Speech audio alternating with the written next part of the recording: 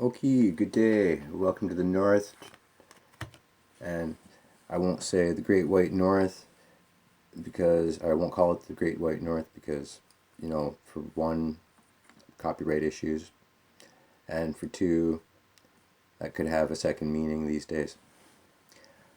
I'm making this video because in a few of the places, first I saw it a couple days ago on it was being tweeted about, and then just the other day on one of the Facebook groups I administrate for, I someone had been asking what people think.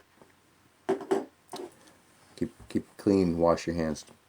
Not That's not what they were saying, but what they were asking is what people think about this, what happened with LondonReal TV and their call out to the what they're calling the LondonReal Army, to support them in what happened. And if you let me explain with the what that's about. And for 12 years being on the air, Brian Rose is podcaster. He does like live in the streets broadcasting and one-on-one interview style discussions and debates. And it's called. You can find them at London Real TV online.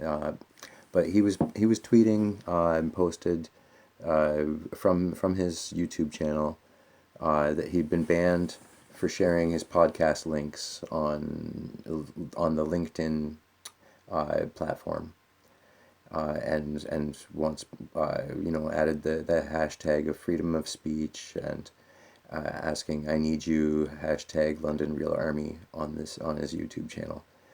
Now, this felt relatable to me as an amateur podcaster, and I do a lot of local coverage when I can as well. And I'm sure that it may resonate with a lot of you out there as well. Uh, However, I'll get to reasons why I'm not fully on board with supporting his causes. And first, I'll explain what happened with that LinkedIn, and from what Brian says in his point of view, and that he says that they gave him no reasons for censoring him in his rights of free speech, and motivates he motivates the cyber streaming world to rally to his aid for being banned on LinkedIn, which is a business profile. And I sympathize. I think it's something all original media content creators face every second online is, how do I get my content out there? That said, this is a massive mainstream media we're talking about. So how do you get your voice heard above all the rest? But LinkedIn, I don't think, is the way that we should be going with that, because honestly, Rosie, if I may call you that, or Brian, if you prefer, is that is a networking platform, and I've haven't been using it for long, but I have mentioned it a few times in my videos, and plan to continue promoting it and building my own profile on there to show what my job skills are, and any businesses I may team up with, what they do as well, which is what that platform is for. What you are looking for is some sort of ad networking platform for our public media streams, something that we're still lacking on social media. And I'm broadcasting up here from Ontario, across the pond from you. You're up in the top northern hemisphere as well. But it is difficult, because if you look at it, free speech isn't what you're fighting. Censorship is what you're fighting. And that happens a lot with a lot of people.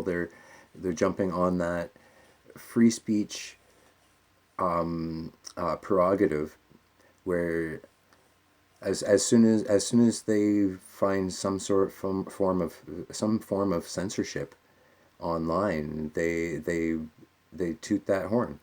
And this isn't what is happening. These are specific platforms with guidelines on what sort of content is to be shared. That's not a censorship of free speech. That is a censorship for clarity. And if you want your niche genre categories, then you have to find those categories and plug ourselves into them. And if those categories don't exist, then maybe we should start making some, or at least making a few that will help provide a place for those original content creators, and definitely for this movement of public broadcasting, which is happening everywhere. So I'm not saying give it up. I'm saying rethink maybe where you're sharing your links to. I do get into trouble sometimes, especially sharing links on Messenger, because that's a form of spamming. And you just need to know where it is acceptable to put your commercials. Now, for LinkedIn, if you want to still use that, and they do eventually lift the ban if you have a ban, and or for those out there that want to find out more about that's for creating your business profile. So definitely put your channel's portfolio together on one of those networks, and talk about what you do there. But that's not a channel for you to place ads to. There are other places to do that, and YouTube is the perfect place for that. You're hashtagging stuff, and that is perfect for getting those views on YouTube. So there are other methods to get out there, and I don't think that a business platform is the right platform for a marketing campaign. And honestly, I'm not sure that Facebook is either.